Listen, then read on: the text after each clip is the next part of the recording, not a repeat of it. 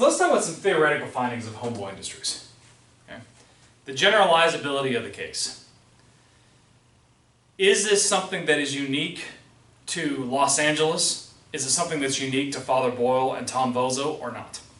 Well, there are other models very similar to this, okay, that have existed before Homeboy Industries. The most famous one is called Bridging Resources Across Countries, BRAC. It's out of Bangladesh, and they had a very similar kind of model originally. Memory serving me correctly, the idea behind BRAC started out as, Bangladesh is a very traditional Muslim country, and women didn't have a lot of opportunities. They depended on their man. But what if the man dies or isn't available, or for whatever reason he's not there to take care of the spouse? So what they did is they taught women very basic entrepreneurship skills, like how to raise chickens and sell eggs at a farmer's market kind of thing.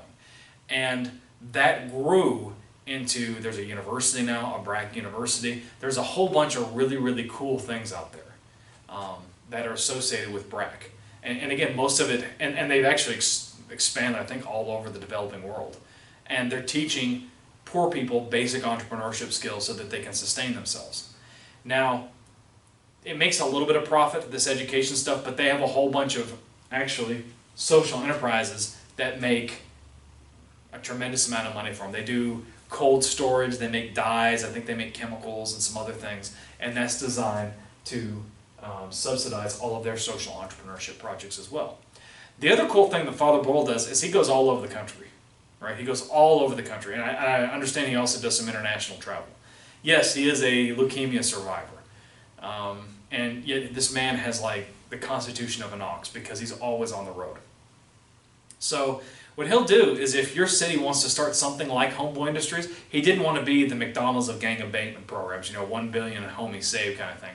But he will teach you how to make an equivalent of Homeboy Industries that makes sense for your community and for your own reasons and your own ways. Okay, that's pretty cool. So he teaches, if you go to Milwaukee or Portland, they may have something that is inspired by Homeboy Industries because Father Boyle has shared his time and his vision with them. So that's pretty neat.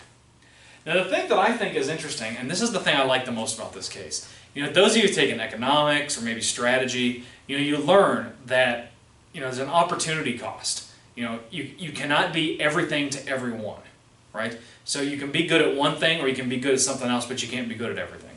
Well, this case puts that into question. So you can think about it. Is Homeboy Industries a charity? Is Homeboy Industries a business? And traditional knowledge would say it's got to be one or the other, right? What Homeboy Industries has done is they have refused to make that choice. And that tension between the business side and the charity side, that tension between Father Boyle and Tom Vozo, has resulted in something that's very, very different. Because Homeboy Industries, I don't think could be successful as a pure charity or as a pure business. I mean, and you think about why. Why is Goodwill such a successful charity? Because it's easy. I mean, you take a carload of stuff, you dump it off at Goodwill, they give you the receipt, you fill it out, you say that blanket's worth $10,000 and you get the tax write-off. It's easy. You go to the Goodwill store and you buy stuff. It's easy. And then they use that for their job training programs. And Goodwill is everywhere. It's huge, right? They have prison programs. They've got everything. It's so easy with Goodwill. Salvation Army, again, it's easy. With Father Boyle stuff, it's a little bit harder. I mean, yes, you can write a check, but there's not like a thrift store where you can just dump your stuff off and they give you a tax write-off. That's not part of their business model. So it wouldn't necessarily be that competitive as a charity. And by the way, there's plenty of other Catholic charities that are out there, right? Father Boyle's is not unique because it's Catholic or run by the Jesuit order. So it wouldn't really be that competitive as an organization that is pure charity-based. And as a business, it wouldn't be successful either.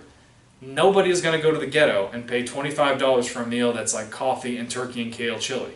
In fact, they wouldn't even do that in a nice neighborhood in LA. Well, they might, like Beverly Hills or something. But it doesn't matter how good that chili is. Nobody's going to go to that part of town and pay that much for food. It's not going to happen. So it would be a failure as a business. Nobody's going to get gluten-free organic bread that's jalapeno and cheddar cheese flavored, again, in one of the worst neighborhoods in the U.S. It's not going to happen.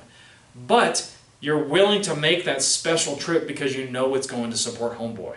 When I give gifts for the holidays, I go to homeboyfoods.com and I purchase that stuff. Yes, I could go to, I keep wanting to call it Larry David gift baskets. Something very different. Yes, I could go to the website for Harry and David and buy their fancy pears or whatever, or I could go to Homeboy. And I'll pay more for Homeboy even though I'm getting less because I want to support what Father Boyle is trying to do. So the failure to choose is the reason that they're successful. Okay? That tension completely flies in the face of everything Michael Porter's taught us. Okay? And then we got the community-based enterprise thing. And you have to think, who is the entrepreneur in this case? Is it Father Boyle or is it Tom Bozo? Father Boyle started Homeboy Industries. Tom Bozo has helped, make it more financially stable and help it grow. So who's the real entrepreneur? I would argue that neither of them are the true entrepreneur. I would argue that the community of Boyle Heights is the entrepreneur, and that's why it is a community-based enterprise, because it's more than just a social enterprise and more than just a social entrepreneurship. It is the ability of people in that community to say, we've had enough of gangs, here's a man willing to try to stop it, and we're going to support that man. It's that whole community that is the entrepreneur. Again, don't think of entrepreneurship as coming from a person necessarily. It might come from a person, but it doesn't have to, right? Entrepreneurship and the entrepreneur is a series of processes that lead to a bunch of desired results. And we always think about entrepreneurship as money, money, money. Yet, here's something that's going on that is making the world a better place. That is not just making LA better, but is making cities all over the country better by helping get rid of gang problems. And doing it through a supportive and loving way. That's the main theoretical finding. Now what I have done is I have gone over this case quite briefly, just to give you a taste for what's actually in the written case in the Journal of Case Research and Inquiry. I've also got a book chapter on Homeboy Industries, and the book is called Humanistic Management, Social Entrepreneurship and Mindfulness. It's in the second volume. So that's another place you can find out more about Homeboy Industries. Father Boyle has written a wonderful book called Tattoos on the Heart. I highly recommend you check it out. And of course, Homeboy Industries website has a lot of stuff on there too. But this is designed just to give you the very basics. I hope you have enjoyed this particular playlist. Give me a thumbs up if you've liked it. Make sure you hit that subscribe button and comment down below if you have any questions. Looking forward to seeing you in the next playlist.